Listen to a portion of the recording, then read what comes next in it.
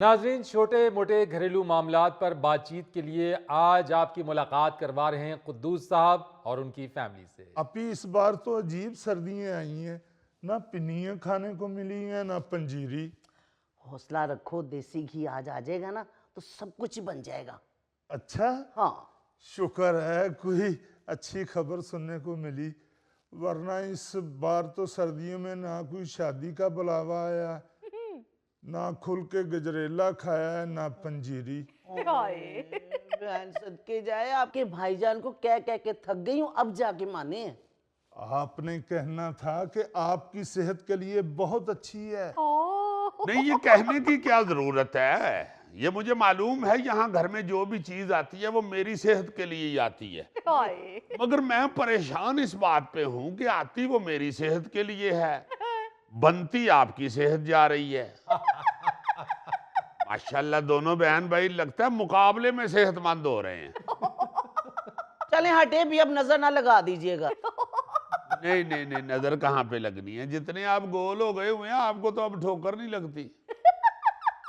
ऐसे कितनी बुरी बात है दूसरों की बातें छुप छुप के सुनना। भाई छुपके किस लिए मैंने सुननी है आपकी बातें? मैं आ रहा था, आखिरी फिक्रा मेरे कान में पड़ा है तो मैं सारा कुछ समझ गया कि क्या गुफ्तगू हो रही है। कुद्दूस साहब, आप कैसे सारा कुछ समझ गए? फरीद साहब, ये दोनों बहन भाई कुछ 26वीं तरमीम पे तो गुफ्तगू करते नहीं है। इनकी गुफ्तगू आ जाके खुराक के अंदर ही रहती है। आपने गलत समझा भाईजान, मेरे कहने का मतलब ये नहीं था। तुम्हारा जो कहने का मतलब था ना, वो भी मुझे समझ आ रही है। जो तुम्हारा कहने का मतलब नहीं होता वो भी मैं समझ जाता हूँ, जो तुम्हारा कहने का मतलब होता है मैं वो भी समझ जाता हूँ। अगर आप कहें तो मैं वजाहत पेश करूं। आप, मेरा ख्याल है, वजाहत पेश करने के लिए असेंबली चले जाया करें। माशाल्लाह वजीर खुराक साहब, वहां जाके बताएं आपके क्यों खुराक की सप्लाई बंद हुई हुई है, सर्दियों में क्यों नहीं पंजीरी सप्लाई की गई। छोड़ो भाई, इन्होंने कौन सी आपकी बात माननी है, इन्होंने तो वैसे ही आपको निशाने पे रखा होता है। मेरे होते हुए कौन किसी को निशाने पे रख सकता है? निशाने पे सिर्फ मैं रख सकता हूँ। अब्दुल सलाम। अरे दुरानी अंकल, क्या कर रहे हैं आप? मैं तो वैसे निशाने पे रखता हूँ जिस तरह अक्सर सियासतदान अपनी जायदादें दुबई और इंग्लैंड में रखते हैं। भाई नीचे हो जाओ। नीचे भी हो जाएगा तो ये ऊपर ही है। बस कर दे दुरानी भाई, आप भी सिर्फ बातें ही करते हैं। ओ माय गॉड, बहन जी मैं अकेला बातें कर रहा हूँ? बातें तो सारा मुल्क कर रहा है। आपने कहा था कि इस सर्दी में आप दरिया से मछली लेकर आएंगे हमारे लिए, लाए हैं आप? ले भी आता तो क्या फायदा होना था, तुमने कौन सा पका के मुझे खिला देनी थी, मेरे तक आते आते रास्ते में ही बिक जानी थी। अच्छा जी, अब्दुल सलाम मछली भी शौक से खाते हैं? मछली भी, लकड़ी भी, मकड़ी भी। कोई चीज ऐसी आप बताएं कि जो नहीं खाता। मछली तो माशाल्लाह चानों समेत खा जाता है। अच्छा, और रोटी से नहीं खाता। फिर?